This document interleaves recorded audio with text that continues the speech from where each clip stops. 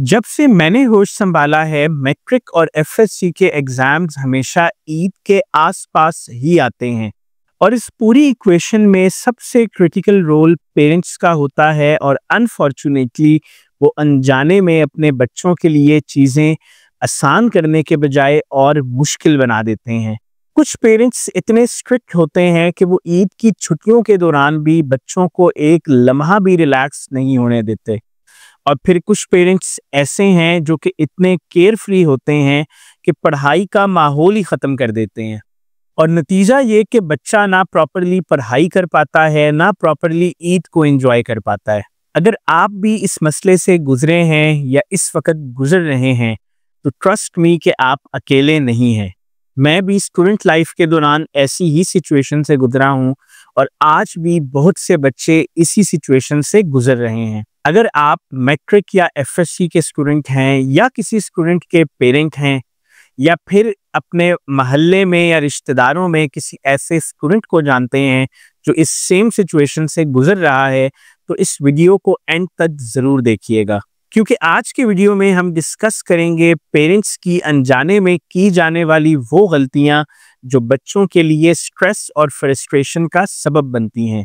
Students और parents के बीच में जो कम्युनिकेशन गैप है उसकी असली रीज़न और कुछ प्रैक्टिकल स्टेप्स जो कि दोनों स्टूडेंट्स और वालिदैन अडॉप्ट कर सकते हैं ताकि ना सिर्फ ईद एंजॉय की जा सके बल्कि एग्ज़ाम्स की प्रिपरेशन को भी कंटिन्यू रखा जा सके और एग्ज़ाम्स अच्छे से दिए जा सकें।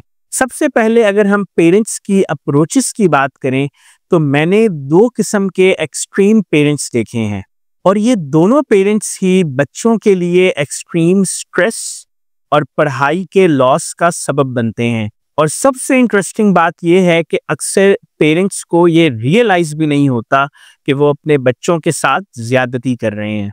पहले नंबर पे हैं बहुत ज्यादा स्ट्रिक्ट पेरेंट्स। ये वो पेरेंट्स हैं जो पढ़ाई को बहुत ज्यादा सीरियस लेते हैं और ईद के दिन भी बच्चों को रिलैक्स नहीं करने देते, ना ही दोस्तों से मिलने देते हैं और ना ही एंटरटेनमेंट का कोई तरीका छोड़ते हैं। रिजल्ट ये कि बच्चा मेंटली एग्जॉस्ट हो जाता है और ना वो प्रॉपरली पढ़ाई कर पाता है ना ही ईद एंजॉय कर पाता है। इवेंचुअली स्ट्रेस की वजह से एग्जाम्स भी अच्छे नहीं हो पाते और फिर यही पेरेंट्स बच्चे को कहते हैं कि हमने तो तुम्हें बहुत पढ़ाया था, एग्जाम्स क्यों अच्छे नहीं हुए। दूसरे नंबर पे हैं बिल्कुल ही केयर फ्री पेरेंट्स। ये वो पेरेंट्स हैं जो एग्जाम की अहमियत ही नहीं समझते। ईद की छुट्टियां घर से दूर फैमिली गैदरिंग्स के अंदर गुजार देते हैं जहां पढ़ाई का माहौल बिल्कुल भी नहीं होता। 7-8 दिन के लिए बच्चा बुक से बिल्कुल कट ऑफ हो जाता है और जब वो वापस किताबें खोलता है तो उसको समझ ही नहीं आती कि मैं कहाँ से शुरू करूं। दोस्तों, ये दोनों अप्रोचेस ही स्टूडेंट्स के लिए इंतहाई नुकसानदेह हैं। एक सिचुएशन में ओवर स्ट्रेस है और दूसरी तरफ स्टडी लॉस। अगर हम स्टूडेंट्स की बात करें तो उनका सबसे बड़ा मसला है पेरेंट्स के साथ कम्युनिकेशन गैप। स्टूडेंट्स वालिदैन के साथ खुलकर अपनी प्रॉब्लम्स शेयर नहीं करते और इसकी दो बड़ी वजूहात हैं।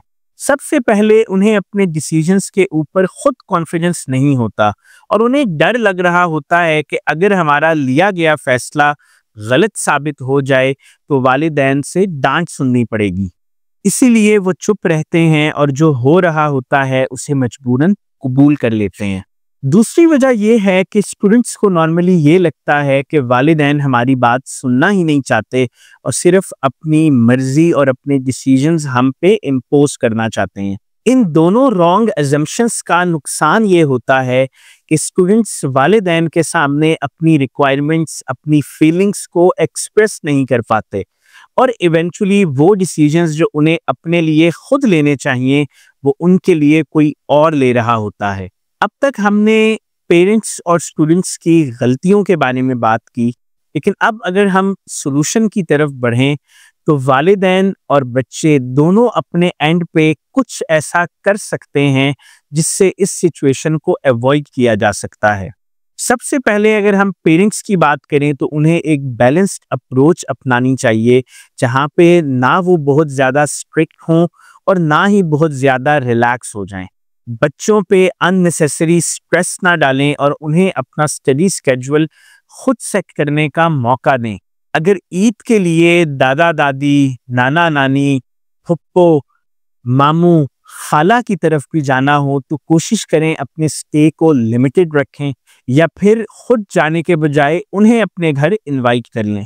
और सबसे इम्पॉर्टेंट चीज़ ये है कि वालिदैन बच्चों के साथ अपने बॉन्ड को इतना स्ट्रॉन्ग कर लें कि बच्चे कुछ भी उनके साथ बगैर हेसिटेशन के शेयर कर सकें। जब वालिदैन बच्चों को एक सपोर्टिव एनवायरनमेंट देंगे तो नेचुरली बच्चे पढ़ाई को और ज़्यादा सीरियस लेंगे और स्ट्रेस फ्री होकर अच्छे रिजल्ट्स भी लाएंगे। अगर हम स्टूडेंट्स की बात करें तो उन्हें ईद हॉलीडेज पे इंजॉयमेंट को और पढ़ाई को बैलेंस करके लेके चलना चाहिए और इसके लिए एक स्मार्ट स्टडी प्लान बनाना चाहिए। ये प्लान अमूमन ईद से पहले ही बना लेना चाहिए और अगर आपने अब तक भी नहीं बनाया तो आज बना लें। इंजॉयमेंट के साथ साथ 30-40 मिनट के छोटे छोटे स्टडी सेशंस रख लें। ऐसे टॉपिक्स कवर करें जो छुट्टियों के दौरान आसानी से कवर हो सकें और सबसे बढ़ के मोबाइल, सोशल मीडिया और डिस्ट्रैक्शंस से बचने की कोशिश करें। और स्टूडेंट्स के लिए भी सबसे इम्पॉर्टेंट चीज़ ये है कि वो वालिदैन के साथ ओपनली कम्युनिकेट करें। उन्हें बताएं कि आपका स्टडी प्लान क्या है, आपको किस चीज़ की ज़रूरत है और आप कैसे पढ़ाई को और ईद को बैलेंस करना चाहते हैं। जब आप फ्लेक्सिबल अप्रोच रखेंगे और वालिदैन कोऑपरेट करेंगे तो पढ़ाई के साथ साथ एंजॉयमेंट भी पॉसिबल हो सकती है। दोस्तों, अगर हम इस पूरी डिस्कशन को कंक्लूड करें तो ईद की छुट्टियों के दौरान एग्जाम्स की स्ट्रेस से निकलने का सिर्फ एक तरीका है और वो ये है कि पेरेंट्स और स्टूडेंट्स मिलकर एक अच्छा सा smart study and enjoyment plan बनाएं। जब दोनों एक दूसरे की बात समझने की कोशिश करेंगे तो ना सिर्फ ईद की खुशियां पूरी तरीके से एंजॉय की जा सकेंगी बल्कि स्टडीज के ऊपर भी फोकस मेंटेन रखा जा सकेगा। अगर आपको ये वीडियो पसंद आई और अगर आप किसी ऐसे स्टूडेंट या पेरेंट को जानते हैं जिसको इसकी ज़रूरत है तो ये वीडियो उनके साथ ज़रूर शेयर कीजिएगा। मेरी तरफ से आपको एडवांस में ईद मुबारक और इंशाल्लाह आपसे जल्द मुलाकात होती है अगली वीडियो के अंदर। तब तक के लिए अल्लाह हाफिज़।